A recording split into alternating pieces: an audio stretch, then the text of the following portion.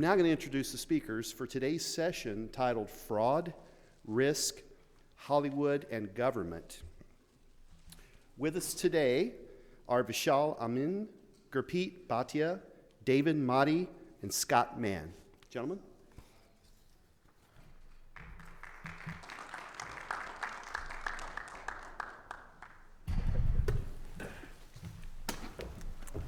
Oops, I'm dangling. Sorry. All right. Tail end of the show. Tail end. We got 1 or 2 sessions left. Listen, I had all these questions listed out for this session to go deep into this, but I want to kind of make this fun. So feel free to engage, and we're going to leave some time at the end for some questions. But I'm gonna forego introductions a little bit and backgrounds. My name is Vishal. I'll be moderating most of the session today, but hopefully you'll hear some brilliant things from, one of the foremost experts and leaders in national security, Gurpreet Bhatia, the DoD CIO for cybersecurity, David Madi, who's a world-renowned identity expert, and then a good friend of mine, Scott here, who's directed some award-winning. I was waiting to hear what you were about to say about me. I was about to say this guy. Legend. Right. Thank okay, you. so that's what I ask. Legend. Okay, let's start here. Yeah. We've got cyber folks here at the conference. Mm-hmm. Everyone, one of the biggest things, and it's cliche now when I say it, I went to the show floor this morning and everything had AI on the back of it. Right? Even your organization, Flawless, which was, I want to hear a little bit about, has AI on the back of it. I mean, number one, how did you get into film? What do you do? But why AI? Well, I think, my background is in film directing and writing, film directing, and a bit of producing. I think, and as a filmmaker, like in many industries, industries evolve and industries innovate, I suppose. But the problems of technological limitations kind of gets you to a point when you're making films, and that's really harmed the film industry in the last 20 years. Even it's been harder and harder to make movies, to make good movies, to make original movies, and for movies to reach audiences around the world. It's gotten more and more constrained. And I think from a kind of even higher abstract view, I think stories are essential to society and even like humanity, the way we share stories around the world, the way we kind of fit in each other's shoes and empathize. Really important that kind of stories are seen by folks, and it's been harder and harder to make those. And then for AI, I kind of came across a white paper back in 2017-18 that showed this new incredible technology, which was essentially a glimpse of what we now call generative AI, and saw how that was going to transform the filmmaking industry. And then as a filmmaker, I kind of picked it up and ran with it, and that's how the company was birthed. But I mean, let's fast forward. When I look at AI now, one of the biggest things around fraud that we see in the industry right now is deepfakes. Yeah. I came across an organization a couple months ago where they were trying to give us a signal of how much AI is being utilized inside of the Teams call, the Zoom call, the voice call, right, to help educate the users of the dangers and the risks of being able to utilize it.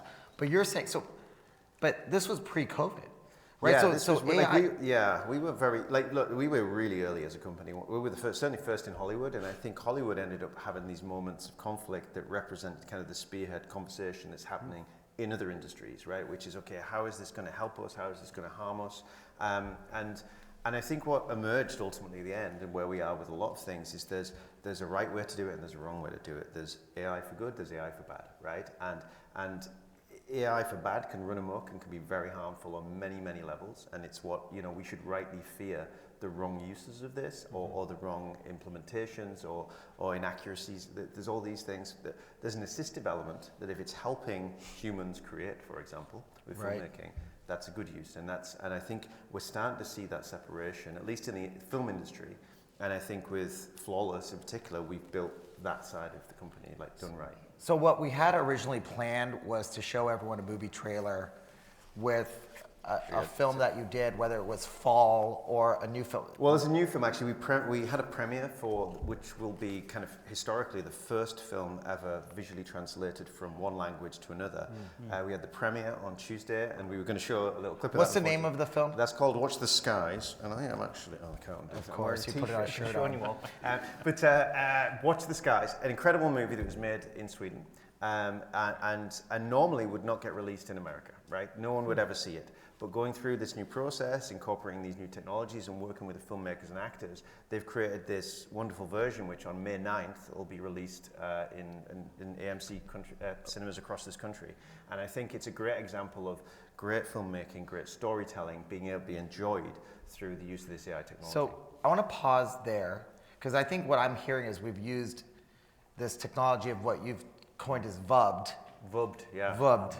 Not as dubbed, VUBBed. not dubbed, because I don't like reading the bottom of the screens, and I actually, when I'm on my Netflix scroll, I actually just pass things, because sometimes I don't have the brain capacity at 2 a.m. to read the transcript and actually watch. Filmmakers hate this as well, just so you know, and this is a common misunderstanding. Filmmakers do not want you to look at the bottom of the screen and read the subtitles, just so you know. Okay. We want you to stare at the things like orchestrating kind of the visuals and to look at the performances and the actors and all these things. So you're democratizing film by utilizing this technology of, I mean, it's not deep faking, but the deep faking and that things. Let me pause. Gurpreet. I mean, there's dangers. Yeah. There's national security dangers. In my mind, as soon as I think about this, we're utilizing AI for good. We're utilizing this VUB technology to do deep fakes. But I mean, this is now transcending the ability to VUB a nation state bad actor, a government, a foreign nation. I mean, something like this gets out, and can you imagine a call between our nation's president and a CEO to make a decision? I mean, in the national security space, how do we protect ourselves against commercial technology doing good to be utilized for bad? Yeah, so let me set the scene, right? A very Hollywood scene that we live in the Department of Defense, right? So if you can imagine living in a world with nation state actors, every malicious actor that wants to hack in and get into our infrastructure, muck with us, give us misinformation, misguide us, change how we conduct our business, right? Every threat known to man, right, that we're probably getting hit with, from the cyberspace to impacting how we project power, right? So that's through weapons, through ships, Air Force, right? Lots of ways to do that. So that's sort of our landscape, right? So it's like a Hollywood movie that we live every day. So you think about all these disparate series of capabilities that we bring to bear to do the national security work, right? So that's sort of the landscape. And the part of the landscape is that over our 60, 70-year history, we have actually built out silos of excellence and how we develop these capabilities. And as technology evolves, we try to overlay that technology or infuse that and integrate that across the board. So we integrate, so if you could think of integrating AI as a capability within our infrastructure. So infrastructure means my weapon systems, my critical infrastructure, my information networks, right, across the board. So, and it's really terribly challenging, right? So we worry about a few things. So if you think about PRC, who is really our pacing threat today, we have everything from people that are continually scanning your network from the outside going, hey, how can I get in? How can I get in?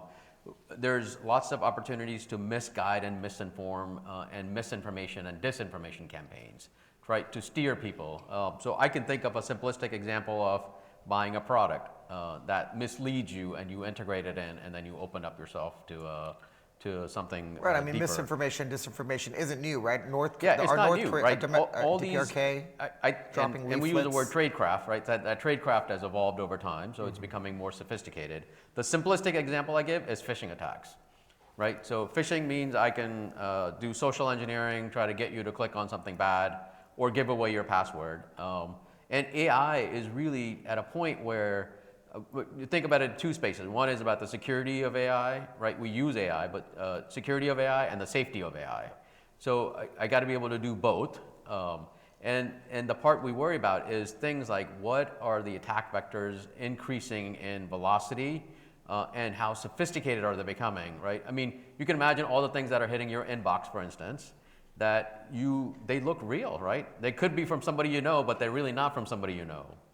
So that's how good this sort of space is making it become, right? So generative AI, they're learning continually how to improve. So in the old days, you could see there's spelling errors.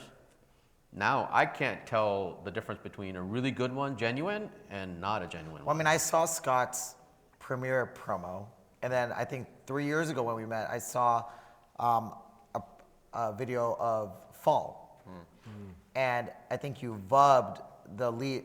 The lead actress? Ginny Gardner, yeah. Yeah, you vubbed her voice in a couple different languages. You even took the profanity out of her voice. Yeah. But it's kind of scary to me, Gurpreet, that we're enabling that technology. Yep. Yet what you're saying is we're showing the world that we can influence and change things. And I think for me, it comes down to how do we prevent people from obtaining or accessing those types of things? I mean, David, one of the things that you've spoken about a lot in your career is IAM, identity, right? How to validate that person as the person. And I want to get to, what I want to kind of get to here is, I'm going to get to Scott. Like, I mean, you're getting permissions for the actors. You have to validate who they are before they say yes or no, get their permission. I mean, how does the identity space have to evolve now to access these types of models to be able to do these things? Yeah. Hold on. I'm rebooting. I'm generative AI. No, I'm just kidding. It's taking over, We even could my tell. brain. Yeah. Went Neuralink, Elon Musk Neuralink. No, this is a big problem. In fact, I was just in here doing another panel with a couple of folks one from KeyBank who runs identity, and one from Ally Financial who's head of fraud. And it's very concerning in a few ways, right? So there's deep fakes, there's all these things. But my team, I was at Gartner for about 7 years, covered this stuff. I started out as a pirate and then got into hacking a long time ago. And I put myself back in those shoes, and I had to learn Hex, I had to learn a bunch of different things, and it was very complicated at the time. And so, yes, there's deepfakes, I'll get to that in a second, but it's also the fact that we're seeing an increase in volume, velocity, and variety of different types of threats. Why?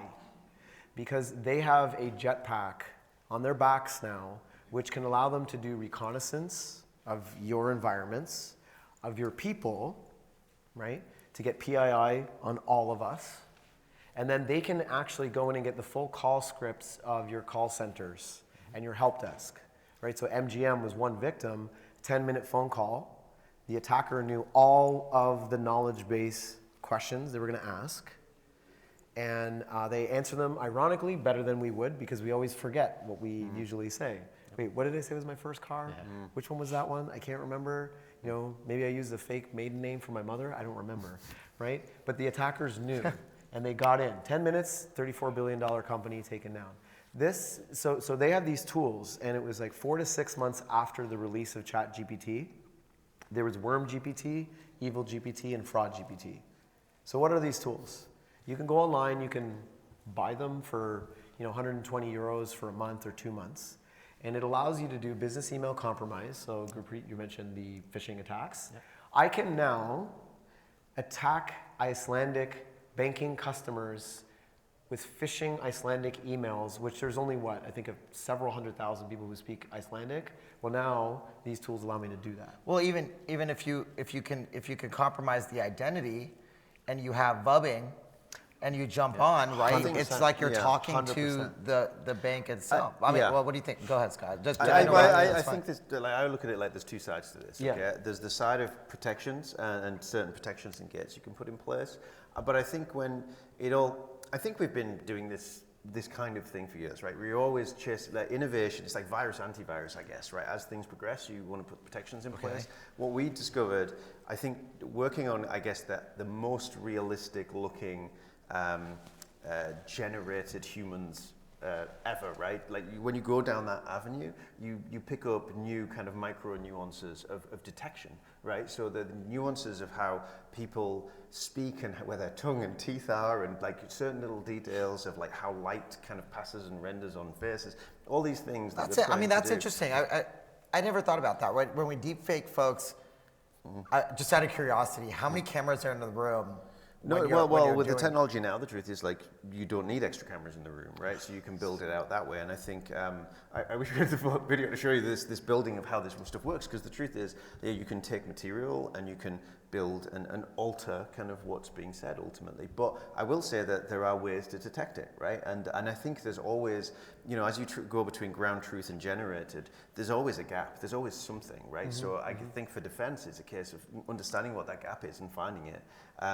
Because, you know, no one can, it's I don't know, like Hollywood's always had this issue with security as well, right? It's very confidential materials. It's like you mentioned the consent thing there. It's like Hollywood is an industry of rights and consent, right? People consenting to give over something willing for a piece of art, and that requires many gates, which our company has built a lot of those in place to make sure things can't go out.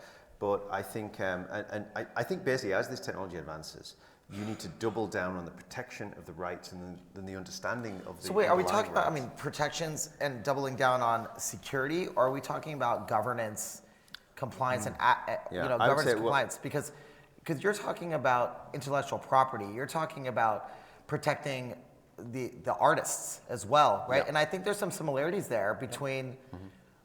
You spent some time at the NSA, right? Protecting classified information, weapons system programs. So, like, I mean, are we talking about I for think both we're of you? talking about the same stuff, right? So I think what we're talking about, one, I think the capability and technology is new, and it's going to be incredibly a game changer for us, right? I don't think anybody disagrees with that. I think the fact that we don't have norms and safety rules on how to validate, how to control your data, right? The speed and scale and the power of this thing is scary, right? And the things that it's able to do that are uncontrolled right now, right? So think of it as, how do you harness the power of AI, really? In a very controlled, governed way. We don't have rules of the road for this. So everybody is experimenting at full speed on how to drive this car. And I think that's the part that we have to really kind of determine is how do we do that as a appropriate governance? What does that mean for my privacy data? What does that mean for my banking data? What does that mean for my national security data? And what does that look like from attack vectors, right? So the bad guys are attacking at the same speed or faster. Yes. So we got to be able to sort of reconcile those two worlds, and that's the part that is still to be determined. Well, so that's a really good point. And the issue is here, it's asymmetric. It always has been asymmetric, but you know, again, I mentioned volume, velocity, and variety. And these attackers, they don't have compliance. They don't have red tape. They have a community and they've monetized things, but they're communicating and collaborating much better than we are. But I mean, here's the thing. But I think to that point, right? So if you look at anybody who's been following the Vote Typhoon, the Salt Typhoon thing, Okay. I think look at the adversary's risk appetite. They don't have any boundaries on the risks they're willing to take. Nope.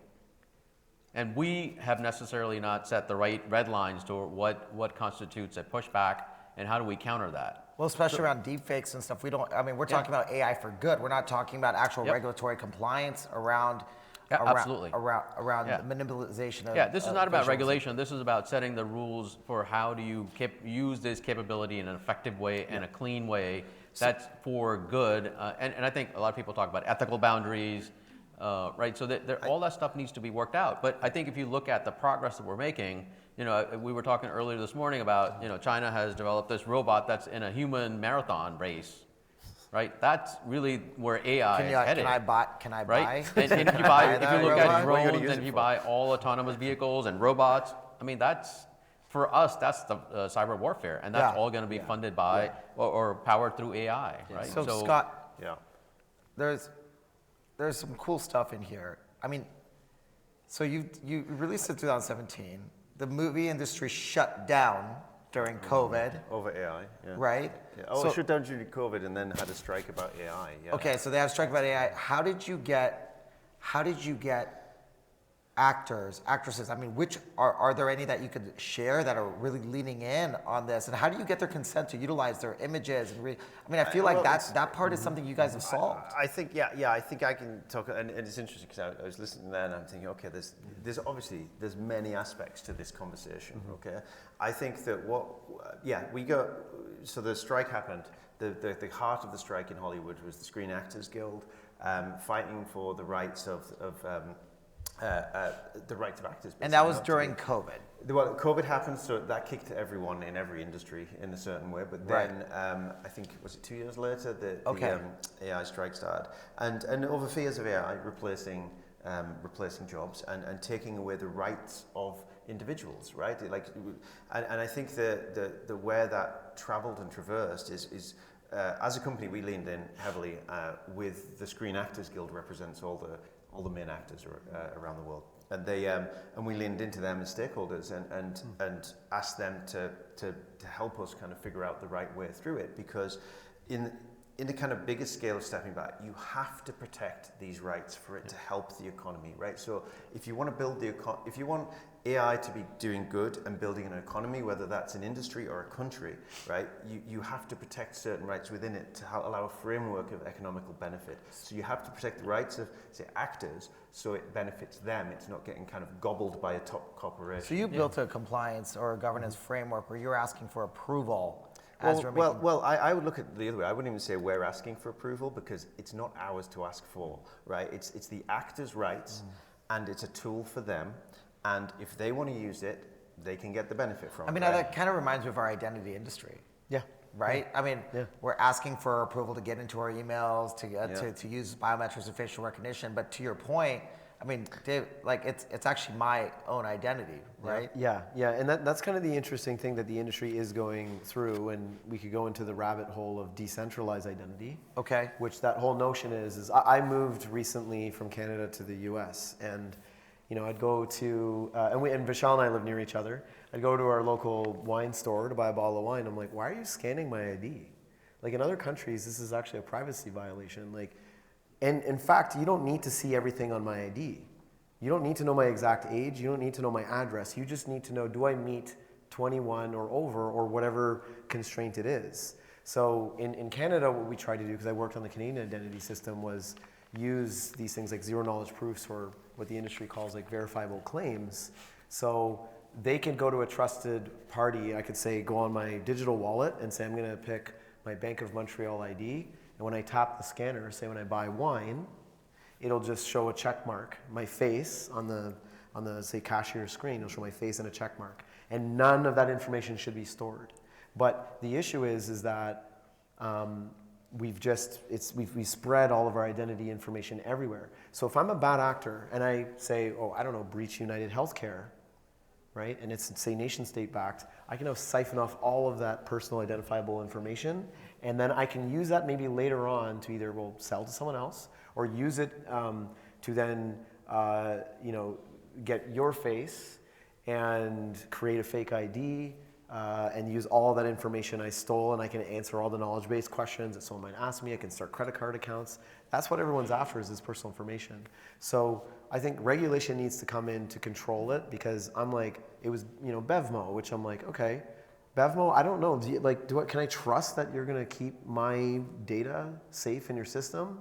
Because there's other places I've bought stuff and I know they've been breached. And I'm like, my social security number is new. Who hasn't been? But my social security number is new and it's already out there. Yeah. Like, But the thing is, what the scary part, the challenge with AI is it's going to do it at the speed and scale that we have not been able to fathom and control, right? Okay, so that's really the challenge. Yep. Again, it's all good. So I sometimes put it in simplistic terms for my kids, right? I say, this is not about robbing jobs. This is about really how do you think about uplifting everybody across the board, right? So if you go to the grocery store, right, there's some automatic self-checkout, and then there's a cashier. I think we went through this evolution once before to say all my cashiers are going to go away. But I go to the grocery store today, and it's a mix. It's a hybrid. And I think with AI, we're going to settle in with that to say these are the kind of things that are most efficient for us as a society, be it banking, be it defense, be it filmmaking, that allow us to elevate our skill sets And maybe some of the lower level functions that could be automated get automated. Sure. But then we are retooling people to really think about the higher order functions. Okay, so we've been talking about the industry, but I've got a tough question for you, Gurpreet. So you don't have. The answer is listen, no. You don't have to answer, but I mean, your office, the Department of Defense, you're responsible for some of the most critical environments globally. And we're talking about how, as an industry, we're evolving so fast. Yep. I mean, is our government actually building the resiliency, the defenses, the mechanisms to defend this? Or are we leaning more towards a world where your team, your offices have to lean on technologies like Flawless or other AI companies to help the nation move forward? Do we have a dependency on the private sector around this topic? Absolutely, 100%. So I will say we have been using AI, ML, I don't know, for 40 years, right? And again, that's a little bit of the automation function so we're picking and choosing and building on this case, right? So we have been using that in terms of how do we do machine learning to look through lots of data and find connections. So we have been doing it to some scale, right? But now we're at a point where we really need industry to help us on how do we integrate these things and use them for very specific problem sets, right? Yeah. So I think of problem sets like in cybersecurity, for instance, I can't analyze all my malware and find every single connection with every single data source.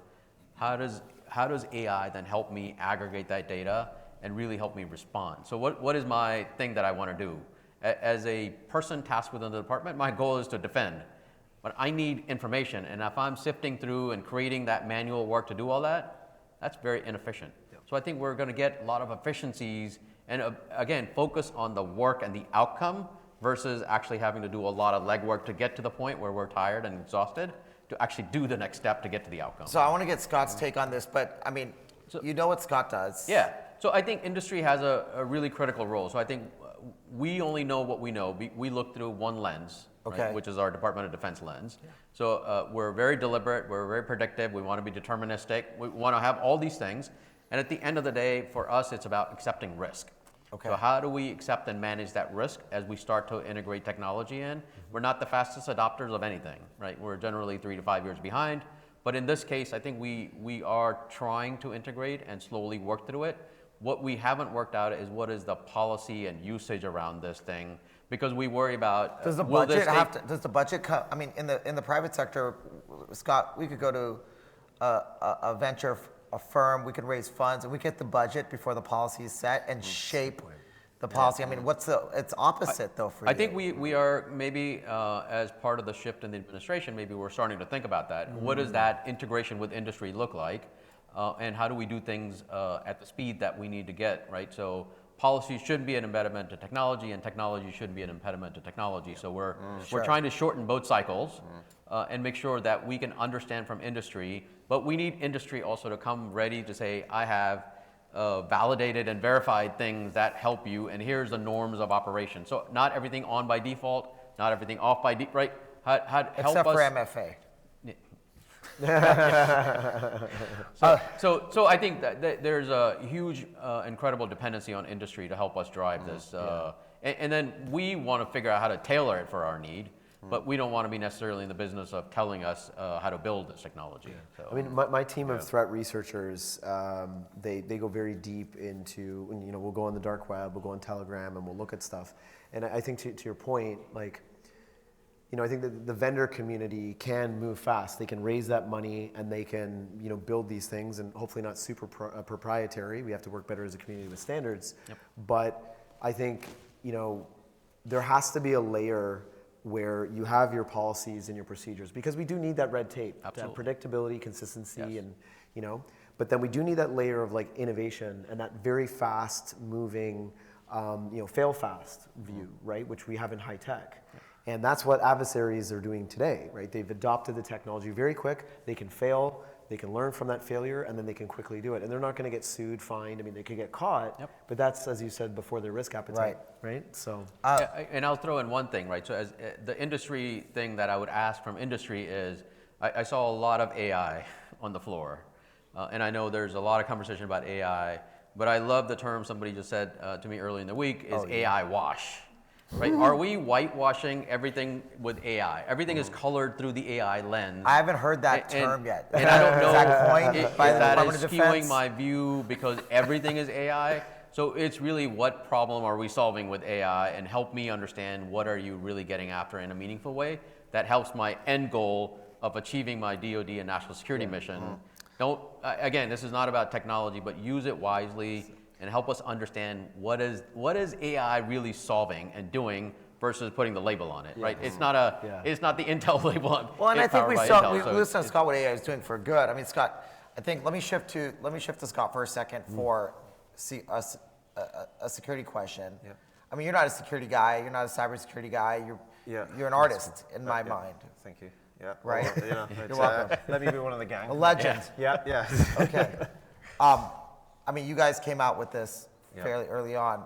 It's pretty changing stuff. Like, thank I'm sure.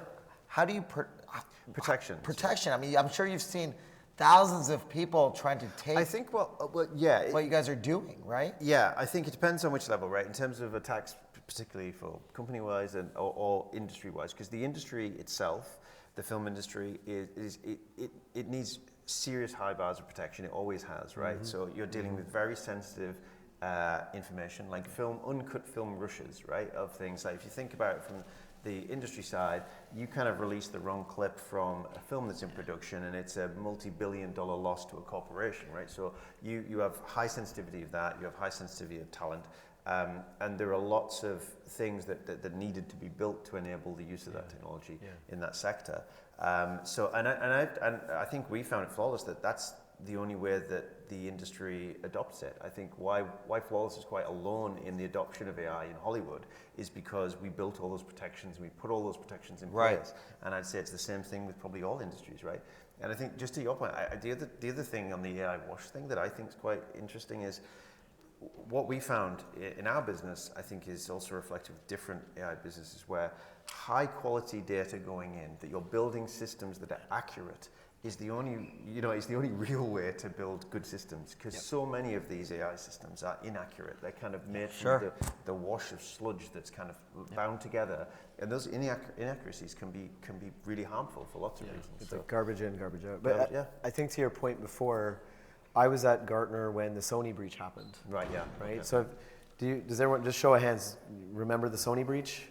Yeah. Right? Looks like everyone in the room. Yeah. And then so the way how it works when you're an analyst is that we would talk to investors, vendors, and also practitioners, and then they want to do calls with analysts that have specializations, right? Sure.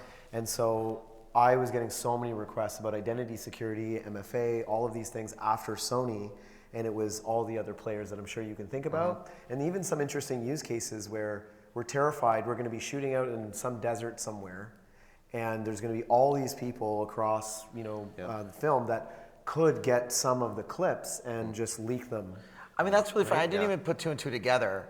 Film was involved. There was a movie that came That's out what caused around it, right? DPRK. Big Yeah. time. Right, film was involved with Was it- that Sony Was production. it all Seth Rogen's fault? Was this what It was happened? Seth Rogen's Sorry, fault. he's You can say his Canadian, name. all I we can- can't. Yeah, No, Seth, sorry, man, come take on. that one. Yeah, no, I think that is what caused That's it, what wasn't caused I it. think that was the And I theory. think it's going to be not just that production side in terms of how you look at that film making process, but also the supply chain of it, right, at the end of the day. Lots of parallels, right, in how the industry deals with that intellectual property as it moves through the chain. Same struggle we have, right? How do we make sure that from a national security perspective, we have a assured and a resilient supply chain? But I think a lot of the challenges are going to be the same. Yeah. We just need to figure out sort of what the norms and bounds are and the best practices are, which is going to come over time. But I think given the expediency of how quickly we're adopting this, we really need to kind of get together as a team, one fight kind of thing, right? And really figure out what the rules of the roads are that are acceptable, what's innovation that is solving problems for us that are helpful. So I think all that stuff is to be worked out, and then everybody will have their own risk profile in mind and how much risk are they willing to take from biases or other things that are built into all these answers. So we've got some time for some questions and answers. And while anyone wants to come up, ask a question, it can be what's your favorite movie that you want Scott to translate, or VUB next, There you go. or if you have a good script in mind. But I'll start with the first one, and it will go to Gurpreet. I mean, this new administration is doing things totally different. And as an industry, both in my professional side and then, at the Spades Institute on my nonprofit side, we're trying to figure out how to work with the administration better. It sounds like there's a reliance on public sector. Sounds like there's an admission to innovation around things like what Scott's doing around VUBing. There's things around identity that David's doing. But how exactly is the government going to make it easy for our private sector innovation to actually seed ourselves into this national security scene? Yeah. So I think we're just starting that journey, right? The whole premise is that we want to do stuff more efficiently, right, and a more cost-effective way, and then do inherently what we do best, and leave industry to do what they do best, right? So industry is great at innovation. They're great at finding really, really interesting ways to solve problems. Our job is to make sure that those problems are outlined. So what we're doing really is, if I think of AI as software, we're trying to figure out how to, and we're actually going to release a request for information here in the next couple of weeks that says, tell us what are ways for determining or assured supply chain. So SBOMs that you're going to send us for your supply software bill of materials, and then a third-party assessor that says, okay, yeah, I validate that in a good way, so we can consume stuff rather quickly, right? Right now it takes I got to find a sponsor, go through a series of wickets to get there, and then we'll think about it. So leaving the decision to the person actually using it. From a process perspective, we're saying, please bring that innovation for problem solving to us rather than us canvassing the landscape, which we probably hit maybe 1% of the landscape, right? So we're trying to tear down the process, and we're leaning on industry to say, tell us how to solve these problems, vice us, right? So I think the classic problem of engineers like me is, I already know the solution I want before I tell you the problem I'm trying to solve. So I think we're trying to sort of go back and say, okay, here's my challenge and the outcome I want to get to. Help me understand what are ways that I cannot fathom today, because you've solved it for banking or healthcare or others, to bring those in so we can quickly adopt. So a lot more about getting to quick outcomes. So no more 5-year waiting for stuff to happen. How do we make stuff happen in 30, 60, 90 day, Right. and really short windows, right? To the point about failing quickly, perhaps. So again, that is really where we're headed, is trying to figure out how to accelerate, how to accept the right amount of risk and flavoring. And then internally, we're also in parallel trying to figure out how to set up the right risk frameworks, governance, and policies that allow us to quickly move through that. Okay. Are there any questions anyone have at all in the audience? Okay, David, I mean, what's your advice to, let's say, a Scott or Gurpreet in terms of access and being able to protect these types of innovations against fraud, right? I mean, you can use Scott's Flawless AI platform to fraudulently go open a bank account. Yep. Right. Yep. Don't do that. I mean, how would you share with industry how to actually, kind of cover their bases there? Yeah. So number one, we are in an ecosystem, right? So if we think about, we're all in this big pond together, and I might be algae, you might be a tadpole, you might be a catfish, you might be a cattail, right? But we all depend on each other.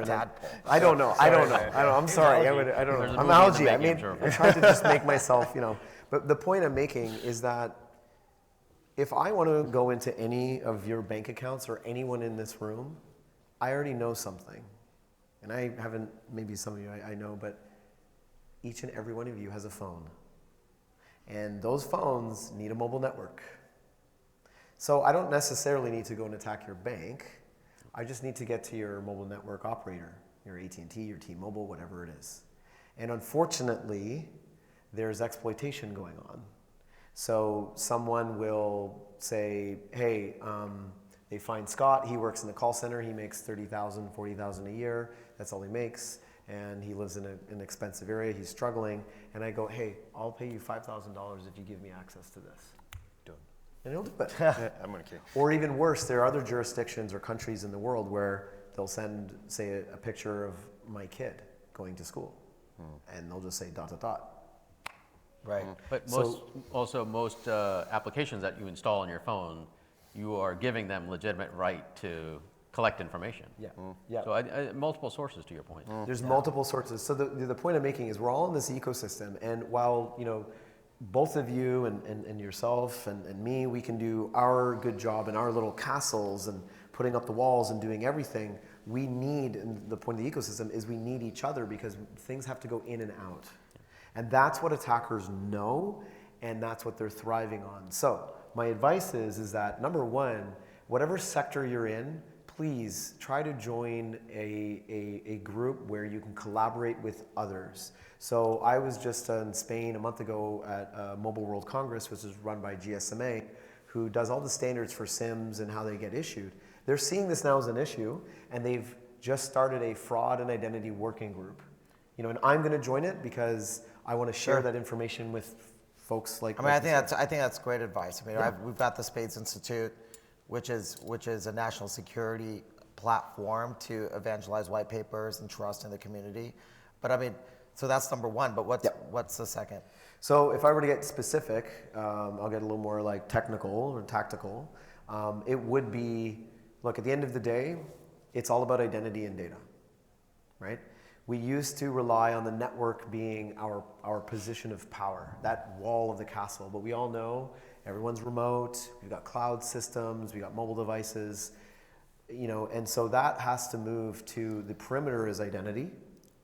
And it's not just humans, it's also machines and non-humans, because if I can't get to Scott's human identity, I know that he's got software that uses APIs and secrets and other things. So we have to, number one, have discovery tools to know what identities you have out there and what their posture is. Do your risk and say, these privileged users, we need to monitor them, give them tokens, passkeys, strong authentication, but there's no one ring to rule them all like Lord of the Rings.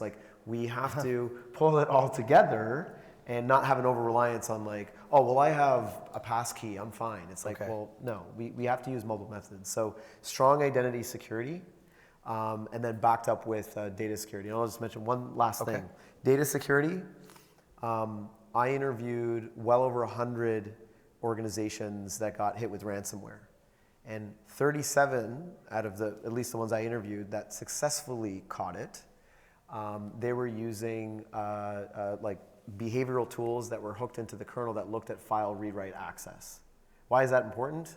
Well, so if I know Scott and I do a profile of him from a file perspective, and I know that in the average hour, he only accesses maybe 10 files an hour. And so all 37 of these clients saw that these users were accessing 10,000 files in 5 minutes, right? And so the ransomware encrypted, Scary. but they stopped it because they're that is out of Scott's behavior. And then when they investigated, they're oh, that was ransomware, right? So I would say data, Varonis is a good example. I don't work for Varonis in any way, but a lot of those customers were using Varonis, tied with strong identity security. So you've got identity and data. That's the key. I love both of the perspectives, Gurpreet, as well. I mean, just defending and utilizing private sector. I want to kind of turn this over to Scott. I think I'll ask the last question, unless there's anyone else with a question, please ask, and we'll close it off. But Scott, where is the future of VUBBing? What are you excited about? What is what you guys are doing going to build? What is it going to do next? I mean, right now you're transcending and democratizing film, right? But where do you see VUBBing going? And when I say VUBBing, I mean we've been talking about deepfakes and things in a horrible context through RSA this week. But let's end it on a positive note. I mean, I can't wait to see Watch the Skies. Yeah. May 9th, everyone. May 9th. Go see Watch the Skies. Watch the Skies, May 9th. And I think there's a preview out right now. You can watch our trailer or there. But what are you excited about VUBBing or this Where's AI the positive? generation Yeah, of let's film? not. No, thank you. I think that I think that changes to the film industry I guess vubbing in terms of translation is one thing. I think the changes and the empowerment of AI done right in the film industry, we kind of call it flawless enabled tooling actually. Okay. Is how we kind of do it across the board that affects the shoot, it affects the post-production, it affects the whole gamut of the industry there. I think it's going to transform the industry for the better by such a degree that is the positivity coming out of it. But to do that, it does have to do the same things, funnily enough. Protecting data and identity are core to it. And I think, you know, the way that we kind of worked through the strike, actually, in the end, we built out a thing called the Artistic Rights Treasury, which basically logged the lineage of all the data coming in, all the identities coming in, and it marked off the consent, because ultimately when a customer kind of buys or releases material, they need that lineage to understand that all 3,000 people have signed off on all their contributions to it. I think And we this can is use a that in way- the Department of Defense right now. Yeah, You know, actually. there could be some learnings Put it there. through the, but I think once you've built those frameworks in place and once they're there, then people can utilize it and use it for all these things. And I think I do believe, and my true hope is that it is going to create a thriving creative industry, and I Yeah. think that's really important for the world. And I think we'll look back and, you know, hopefully 5-10 years from here, and we'll see that the film industry kind of took another innovative turn and started kind of producing stories which really, like we talk about defense and attack, right? But the truth is, it's all because we can't quite get along one way or another, right? Sure. And we get along better when we understand each other better. And the way we understand each other better is by sharing stories like cinema across the world, so we can all kind of do it. So I think that, yeah, there's huge benefit to be had from it, but you have to double down on protection of data and identity for it to really thrive and then grow that industry. Well, I want to thank you, Scott, Gurpreet, David, for being here at the end of the week. I've took a lot from the session. I hope everyone else did as well. We'll be around for a couple questions. I might have a question. Oh, there's a question. Yes. Yes, I'm just really curious about the development of AI in that even the Hollywood industry or the filming industry. Besides security, I have passion about like video editing, so that's something I'm coming from. So with the development of the 3D and also the AI, I should say the AI development right now, and what do you foresee that probably the job replacement in that industry, Scott? Especially because if the actor, real person, they still have the job, right? Yeah. If the Yeah. if they are hired to film the movies, but like how about the animation and also the 3D? Because they are all digital, right? You know, just like Mufasa, they are all digital, right? Yeah, Right now, I think you know, being in the industry, it's a good question. I think that ultimately huge amounts of creativity goes into like obviously animation, films from lots of different areas. Like acting is one of the prime areas where the conveying of a performance and these kind of things is obviously fully on stage, but lots of things happen in and around that, okay? All the filmmakers, the way something's lit, the way something sounds, the way something's written, conveyed, cut, edited, all the kind of components that make up a movie, the creative kind of leads and the people in those departments are what are really making great art, let's call it. And so I think kind of great artists with great tools leads to the best art. And I think what you're seeing maybe in the industry and with some of the tools that on the sidelines are kind of trying to make a point of getting into the industries, the ones that I would say are harmful, is when that tries to remove that creative element and it tries to replace it or replicate it or synthesize it from elsewhere. So when you're taking, say, like large models and you're pulling in something that looks like a film, but it's really because it's script kind of rights from elsewhere and spat them out, I think that kind of sludgy stuff is really bad. And again, the identification of good and bad, but good uses of AI that's going to really help the industry is when you're enhancing the creativity of the artists. And I think it's true probably with AI, right? That if you're in a creative position, you are best protected as AI evolves. Because AI cannot be creative. It can only be an analytical tool of what happened in the past. It can't be creative. And creation does not come from analytics, really. If you think about how artists create, they don't they don't think of how to write a Beatles song. It comes from beyond the kind of analytic mind, and it goes into the self. And so I think the more that creative you are, and most people are very creative in film and industry, I think that then you're very well protected. And I think they're the ones that are going to benefit the most from it, and there'll be changes and displacements, I guess, for less creative roles. I think we have to wrap up, and let me end by saying thank you to everyone, and a round of applause for the three gentlemen. Thank you. I think, let me end with, AI cannot be creative. I think that's going to change my prompts now to not create so much. You can be creative with your prompts, and- Vishal, but you can't. And remember, for all of us in the room, when we go back to our industries, just do more good, right? Do the next right thing, and I think we'll all be in a better place. Looking forward to see everyone next year. Thank you for having us. Thank you. Thank you. Thank you to the audience. Thank you to our fantastic set of speakers.